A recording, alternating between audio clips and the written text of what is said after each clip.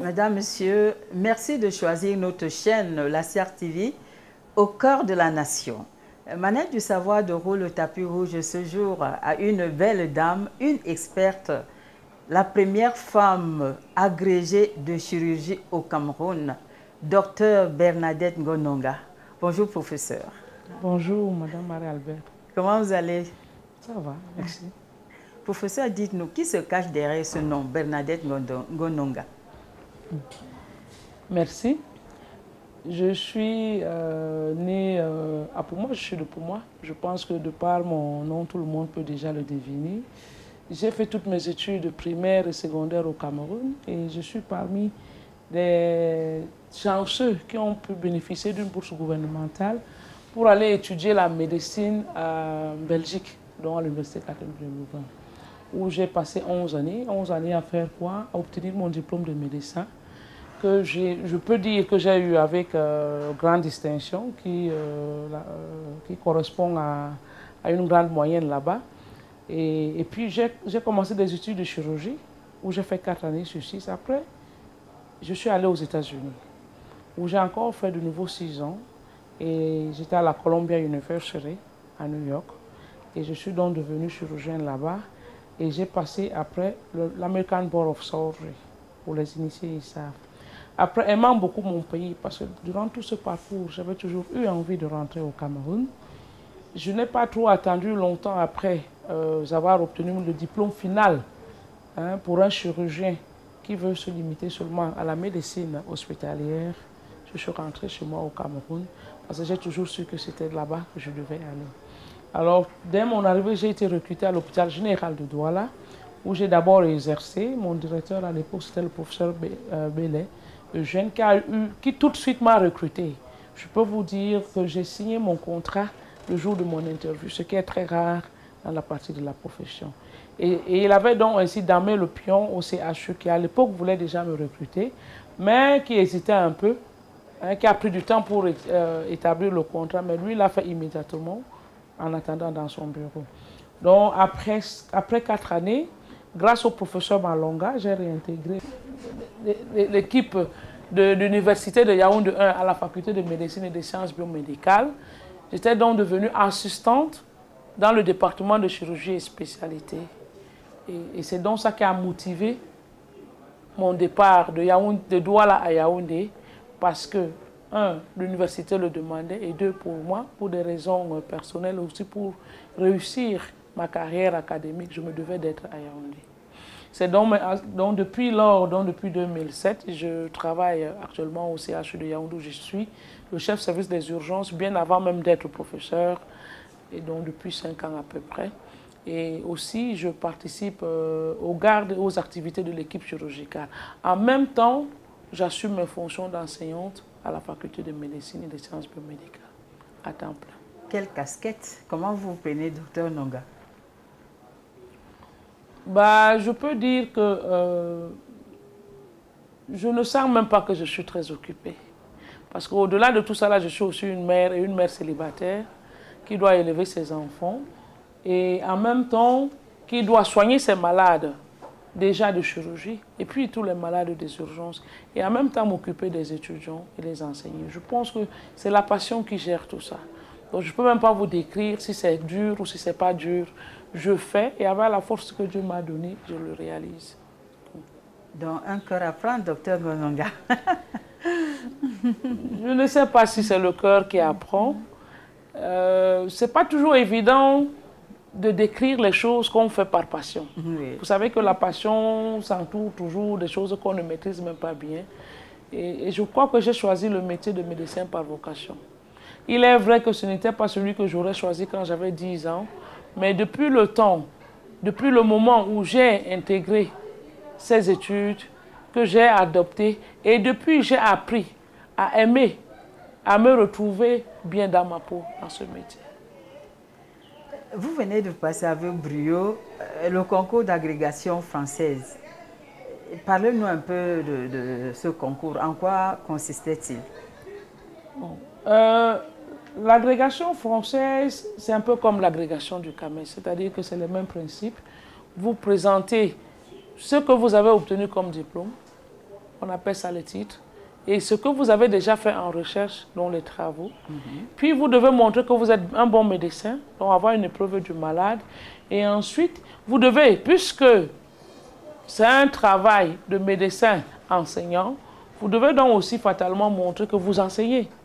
Donc on appelle ça la leçon. Donc le CAMES s'est inspiré du concours français, qui auparavant était un concours d'agrégation. Maintenant, il appelle le CNU, donc le Conseil national des universités. Mais le principe et le mot d'examen n'a pas changé avec le temps. Et les diplômes sont d'ailleurs toujours les mêmes. C'est juste l'appellation qui diffère un peu. Combien étiez-vous dans votre filière de chirurgie? Bon, du Cameroun ou d'Afrique? D'Afrique, en général. Vous présentiez un concours général? Oui, moi j'étais la seule. Bon. Mais quand même, il y avait pour la chirurgie générale 3 autres Français, dont une autre femme. Donc ça veut dire qu'on était 4. Et vous êtes allé au-dessus de la mêlée, bien entendu. Bon. On a eu des échos. Ça vous... Il est vrai que le président du jury m'a dit que je méritais les félicitations du jury. Oui. Félicitations de manière de savoir aussi. Merci beaucoup. Et je pense que, bon, apparemment, il a dit, vu mes antécédents ou mon passé, je suis passé par une très grande université, qui est l'Université catholique de Bruxelles, qui existe depuis 1492. Après, je suis allé aux États-Unis, étudiant de Columbia. Je crois qu'ils m'ont dit que je ne devais pas faire mieux que j'ai fait. Donc, je dois donc remercier ici, le ministre de l'Enseignement supérieur, qui m'a vraiment tenu par la main, a été très compréhensif, au-delà qu'un chef et un patron devraient l'être. Je dois aussi remercier mon mentor et mon père de toujours, celui que je peux même nommer mon maître, le professeur Malonga, qui m'a guidé. Votre modèle? Oui, qui est mon modèle, hein, et qui m'a guidé dans cette entreprise et qui n'a pas en aucun jour manqué de me soutenir moralement. Et bon, je dois aussi remercier tout l'Université de Yaoundé 1 et tous mes collègues, parce que c'est grâce à eux, sincèrement, que j'ai pu réaliser cette prouesse-là. Peut-être que je n'aurais jamais, sans leur aide, je n'aurais jamais eu l'idée de passer même l'agrégation tout court. C'est le Cameroun qui est honoré, et surtout les femmes. Parlons des femmes.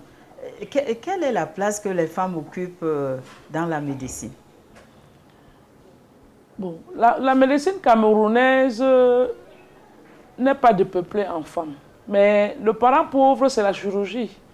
Bon, je peux me tromper, mais je crois que pour le type de chirurgie que je fais, donc surtout ce qu'on appelle la vraie chirurgie, parce qu'il y a des sous-spécialités, enfin des spécialités apparentées, je suis la première femme chirurgienne de ce pays ici. Et ça, je pense que ça peut vous dire qu'il n'y a donc pas beaucoup de femmes qui font ce métier-là chez nous. Et c'était même un problème mondial. Moi, je me souviens quand j'avais commencé mes études de médecine, ou bien vers la fin, dans mon université, je ne me souviens pas du passé d'une femme noire qui faisait la chirurgie là. Mais les années d'avant, il n'y avait presque pas de candidates femmes. Mais mon année, on était 2 filles. Et il y a beaucoup d'années après où il n'y avait pas de filles.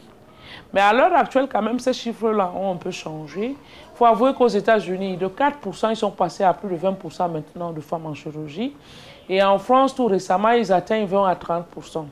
dans certaines parties. Tout cela est dû à une féminisation des études médicales.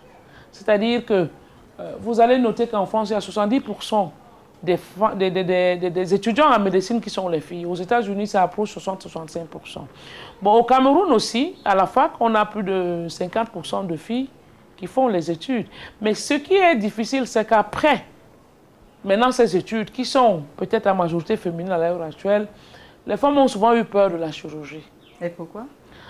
Ben, parce que, vous connaissez, je ne veux pas jouer ici à la féministe, les hommes ont souvent eu envie d'en faire un métier d'homme. Il faut dire la vérité.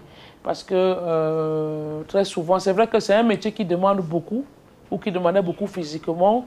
Vous avez de longues heures, vous devez avoir les nerfs, et on pensait que c'est les hommes qui le font le mieux.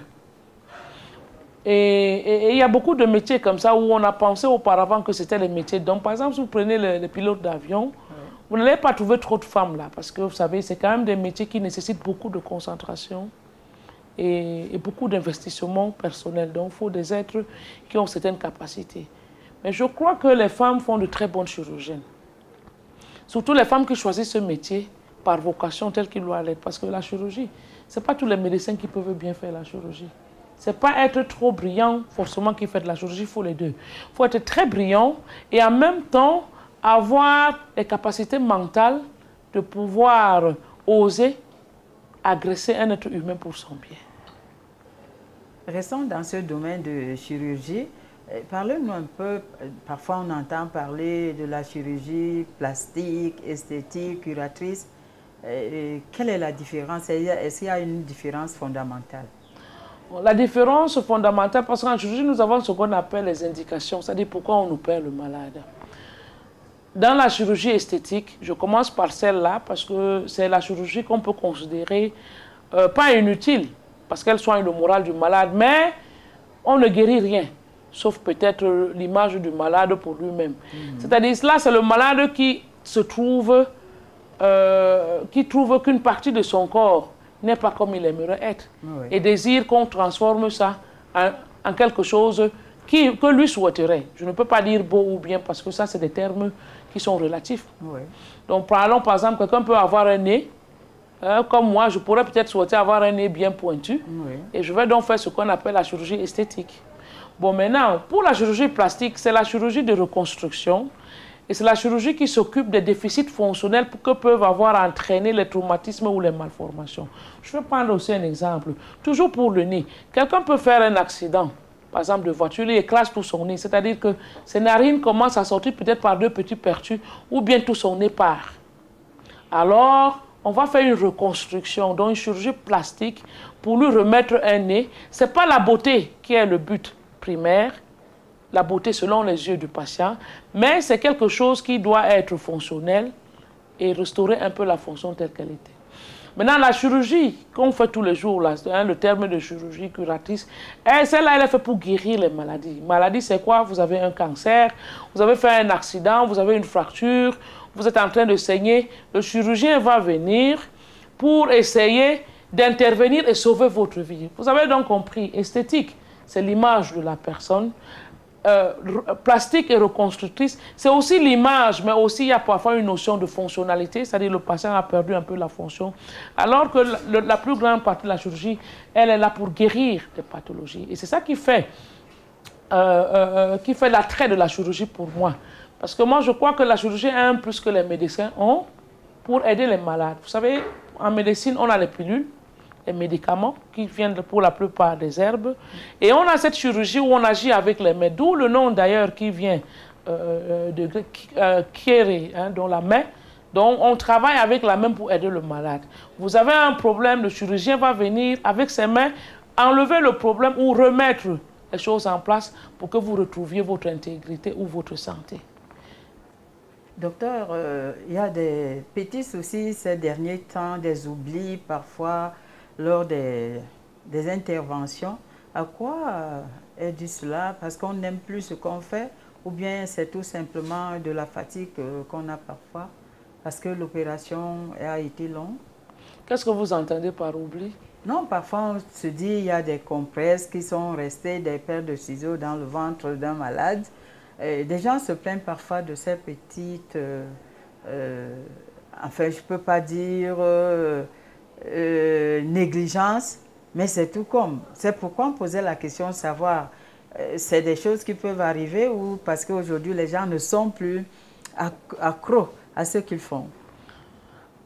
Ça a toujours été comme ça. Ce n'est pas, je ne sais pas, vous n'avez pas localisé ça géographiquement. Je crois que donc je dois comprendre que vous parlez de la chirurgie en général. En général, oui. Mais il faut vous dire que malgré tout ce que les malades pensent, les chirurgiens restent des êtres humains comme tout le monde. Et qui dit être humain dit qu'il peut y avoir des erreurs. Donc on met donc ça dans le code des erreurs. Tout comme même les médicaments qu'on administre aux malades, parfois on lui donne le mauvais médicament. Tout simplement parce qu'on est des êtres humains et dans ce sens on n'est pas parfait. Mais pour ce qui est de la chirurgie, beaucoup d'efforts sont faits pour éviter ce genre d'erreur. C'est-à-dire, à la fin d'une intervention bien menée, un compte de compresses est systématiquement fait. C'est-à-dire que chaque compresse qu'on ouvre, les compresses sont empaquetées souvent en 5 ou en paquet de 10.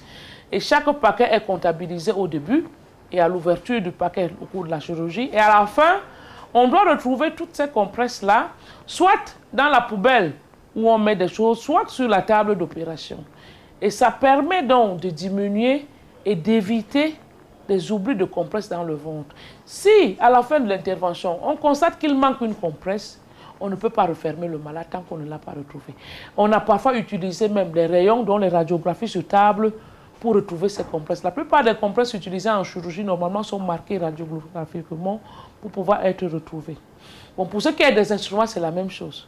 Donc ça, c'est le rôle des infirmières de bloc, que de comptabiliser les instruments et les compresses et le signaler au chirurgien en temps opportun, donc pendant l'intervention ou même à la fin, pour qu'on évite ce genre d'erreur.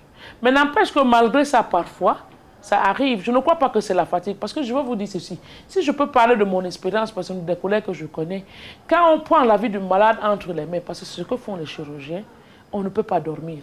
Même si vous avez passé une semaine à ne pas dormir, du coup vous êtes réveillé. L'adrénaline qui vous monte dans les veines parce que vous connaissez l'importance de ce que vous devez faire, vous réveille automatiquement. Je n'ai jamais vu un chirurgien qui opère endormi. Vous pensez bien que ce n'est pas possible. Donc on ne peut même pas parler de fatigue parce que l'adrénaline là annule toute la fatigue que vous avez eue et vous vous trouvez transporté dans un autre monde pour aider votre malade. Mais on a des équipes et comme j'ai dit, ça tient compte de l'erreur humaine qu'on retrouve dans tous les métiers au monde, y compris même dans la préparation d'un repas à la maison. Tous les jours, on ne fait pas le même plat. Il y a des plats qui seront bons, hein, même dans un restaurant, il y a des plats parfois qui sont ratés, sans toutefois qu'on sache forcément pourquoi celui-là n'était pas bien.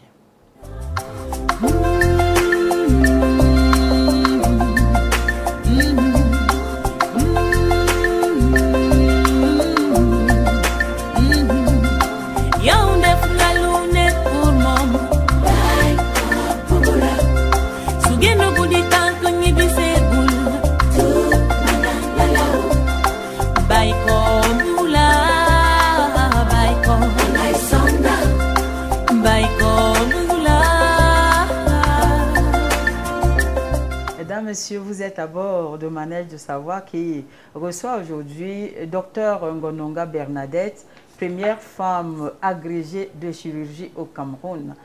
Professeur Ngononga, dans votre jargon, vous parlez de médecin enseignant et médecin tout court. Qu'est-ce qui fait la différence? Merci, Madame Albert-Marie. Vous savez, la médecine est déjà un métier à part entière et un métier très prenant. C'est une filière où vous commencez vos études de médecine, vous passez les divers étapes, vous devenez médecin généraliste. Et après, comme il y a une diversification et avec l'évolution de la médecine, on a créé ce qu'on appelle la spécialisation. Et on arrive même encore en plus à des sous-spécialisations. C'est-à-dire qu'au bout du compte, vous avez donc le médecin généraliste, le médecin spécialiste, et cela se fait au prix de plusieurs années. Ça, c'est un métier. Et le médecin spécialiste plafonne. C'est-à-dire, la médecine générale, après la médecine générale, on peut arriver à la médecine spécialisée. Dans l'enseignement, c'est aussi tout un autre métier. Personne, on ne peut pas quitter la faculté de sciences ou la faculté de chimie ou de physique pour venir enseigner la médecine. Il a donc fallu que seuls les médecins peuvent transmettre le savoir de la médecine parce que la médecine est un métier. Et ces études sont des métiers de professionnalisants. vous pouvez comprendre qu'on ne peut pas quitter la faculté de lettres pour aller enseigner la médecine. Parce que c'est l'expérience qui enseigne la médecine. Donc c'est donc ça qui fait que ces deux métiers, que le médecin enseignant associe. Le médecin qui n'enseigne pas ne démérite en rien dans l'exercice de sa pratique, pour autant qu'il se mette au courant des développements qui se font maintenant à une vitesse accélérée en médecine. C'est-à-dire qu'on ne peut pas avoir fini la médecine, aller dans son quartier et s'enfermer avec ses livres, penser qu'on va pouvoir venir.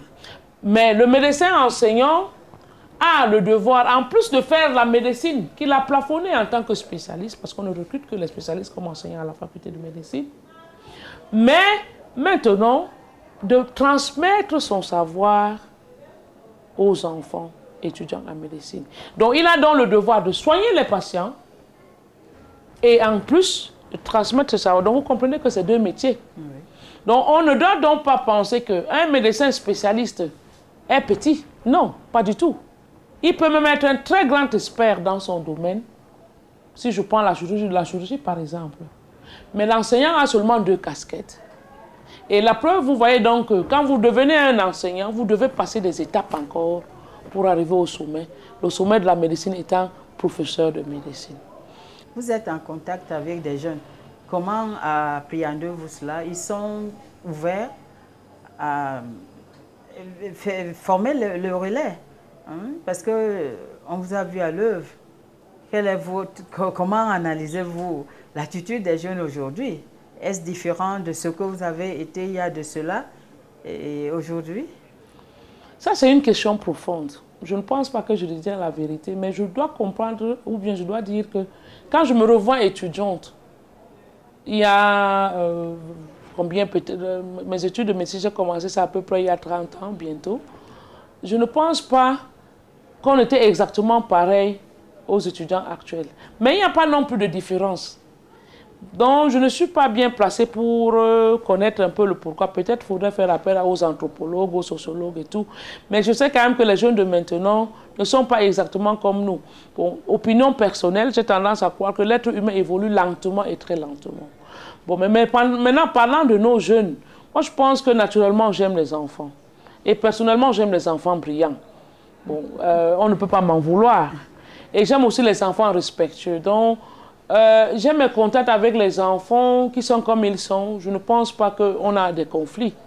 Parce que je pars du principe que chacun, pour réussir le baccalauréat ou passer le concours de médecine, il faut être intelligent. Donc tous mes étudiants sont intelligents. En tant qu'enseignant, ce que je peux faire pour eux, c'est les aider à comprendre qui ils sont et à utiliser leurs connaissances et leur cerveau au mieux pour réussir leurs examens. Parce que je crois que si on leur fait passer un test d'intelligence, eux tous vont le réussir. Ils ne sont ni des demeurés mentaux, ni des attardés mentaux. Ce sont tous des gens hautement intelligents qui ont été sélectionnés. Donc à partir de ce principe, je les respecte. Ce que j'ai l'habitude de leur dire, à partir du moment où on a choisi ces études, c'est la première année qu'on commence à se comporter comme un médecin. J'espère qu'ils m'écoutent, c'est-à-dire le médecin est quelqu'un de respectable dans une société et qui est un être très intelligent. D'où la sélection. Et s'ils le comprennent, ils pourront devenir demain les médecins que nous on aimerait qu'ils soient. Et c'est donc ça qui fait que mes relations avec eux sont des relations de respect mutuel, parce que je leur dis toujours que c'est eux qui vont me soigner demain. Et moi, je crois en l'avenir. Je crois que si j'ai quelque chose à faire, c'est investir ça auprès des jeunes. Oui. Je ne regarde pas un jeune comme quelque chose de petit, je regarde un jeune comme quelque chose de grand, parce que je m'attends à ce qu'il fasse ce que moi je n'ai pas pu faire. Alors si mes étudiants écoutent ça, je m'attends à ce qu'ils fassent des prouesses que moi je n'ai pas pu réaliser.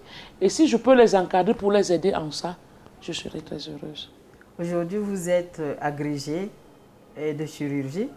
Rêve réalisé et bois croisé ou encore des projets? Ah non, non, non, pas du tout. En fait, je crois que ma vie va commencer maintenant. Parce que j'estime que j'ai tellement de projets. Et il y a beaucoup de travail à faire chez nous. Bon, je pense que quand j'étudiais chez les Blancs, j'ai ouvert mon cerveau largement. J'ai même fait de la recherche quand j'étais étudiant-chercheur. Ça n'a peut-être pas abouti à beaucoup de publications parce que, vous savez, à l'époque où moi j'étudiais, il y avait encore le racisme. On a peur de parler de ça. Moi, je n'ai pas peur de parler de ça parce que je crois que c'est un sentiment universel. Moi-même, je suis raciste. Tout le monde l'est. La preuve, c'est qu'on n'aime plus ses enfants que les enfants de sa sœur. Ça commence comme ça. là. Mais il y a un racisme négatif qui fait que quand quelqu'un mérite, vous ne lui donnez pas parce qu'il a une couleur de drapeau différente. Nous, on a connu cette époque-là où en Europe, être noir n'était pas bien. C'est-à-dire qu'on vous considérait comme un extraterrestre dans les facultés de médecine. Mes 3 premières années de fréquentation, j'entendais mes patrons me dire encore que « Ah, donc au Cameroun, on fait l'école? Où est-ce que vous avez appris tout ça? Vous avez étudié ici ?» Je m'en souviens encore comme hier. Et ça m'a accompagné. Alors, je m'étais battue pour que les jeunes frères qui venaient après moi ne connaissent pas le même sort. Et je crois que ça, j'avais réussi à le faire là-bas. C'est-à-dire qu'on a un peu décanté la route. On leur a montré qu'un noir peut réfléchir. Il peut avoir les mêmes points et les mêmes grades qu'un blanc. Donc, je veux dire par là que je vais mettre l'accent sur la recherche. Parce que c'est un domaine sur lequel on n'insiste pas beaucoup chez nous. C'est-à-dire que la plupart d'entre nous, je ne veux pas parler de quelqu'un. Je voudrais que le titre que j'ai obtenu m'ouvre les portes pour que j'aide mon pays et qu'on comprenne un peu mieux de la santé de chez nous. Comme je le dirais dans mes travaux, c'est que mon domaine de prédilection sera surtout le cancer. Parce que j'ai l'impression, pour avoir fait de l'oncologie aussi, une de mes sous-spécialités, c'est ça, que le cancer chez nous est peut-être un peu différent du cancer qu'on voit en occidental. Et jusqu'à présent, on n'a pas encore beaucoup d'études qui nous permettent de mieux le comprendre. Parce que c'est quand vous comprenez les pathologies que vous pouvez les soigner. C'est là que naît la sorcellerie. La sorcellerie n'est pas aller s'asseoir dans son bureau, commencer à faire des incantations. C'est comprendre les choses naturelles et combattre avec les moyens naturels. Quand vous faites ça, après on dit que vous faites de la sorcellerie. Je ne crois pas. Je pense que ça, si je peux développer la recherche et aussi l'esprit de recherche auprès des étudiants, c'est-à-dire que je me ferai une promesse. On a déjà commencé à sélectionner tous ceux qui sont intéressés de venir pour qu'on essaye ensemble de voir dans quelle mesure on peut mieux comprendre nos maladies. Et je crois que ça, c'est déjà beaucoup de travail à faire parce que c'est un challenge puisqu'il n'y a presque rien qui est fait pour le moment. On a pas mal d'études, mais le plus gros est encore à faire. Figurez-vous que les Blancs s'intéressent plus à nos maladies pour chercher ça mieux que nous parce que eux, chez eux, comme ils ont fait plein de choses chez eux, le champ de recherche est un peu limité. Chez nous, c'est un champ très vaste. Je n'aurai que l'embarras du choix. J'espère seulement que Dieu me donnera la force nécessaire et les moyens nécessaires pour parvenir à ça. Et notamment, ouvrir carrément, pourquoi pas, un laboratoire de recherche. Avec l'appui, justement, des gouvernants, parce qu'on sait qu'ils tiennent à la recherche scientifique. Alors, on espère, professeur Bernadette Gononga, non, on n'a pas épuisé votre sac, parce qu'on sait que vous avez encore beaucoup de choses à dire. Mais nous sommes rassurés que les jeunes ont une maman qui les suivra. Manière du savoir vous dit merci et surtout vous souhaite bon vent. Merci beaucoup. Et je remercie aussi tous nos auditeurs. Mesdames, Messieurs, excellente journée.